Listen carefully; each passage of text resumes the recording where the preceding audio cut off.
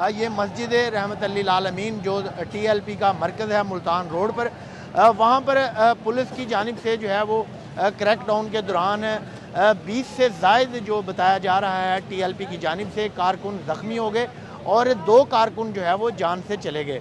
उसके अलावा पुलिस की भारी नफरी यहाँ पर तैनात है।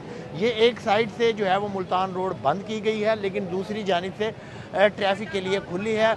जो पुलिस की भारी नफरी स्कीम मोड़ पर जो है वो तैनात है। पुलिस की जानिब से मीडिया को कवरेज से भी रोक दिया गया है।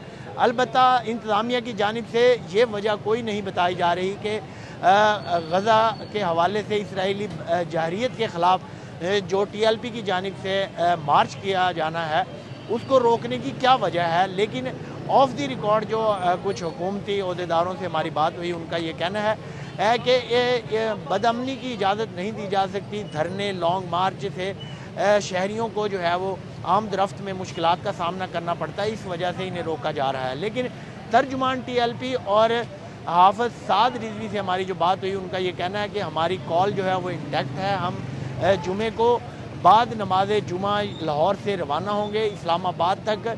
इसराइली जहरीत के ख़िलाफ़ और फ़लस्तीनियों से इज़हार यकजहती के लिए हम जो है वो ये मार्च ज़रूर करेंगे। दूसरी जानिब जो है वो हुकूमती मौक़िफ़ ये भी है कि इसराइल और फ़लस्तीन के दरमियान जंग बंदी का मुआहदा तय पा गया है। अब जो है वो इस लेवल के एहतजाज की ज़रूरत नहीं है।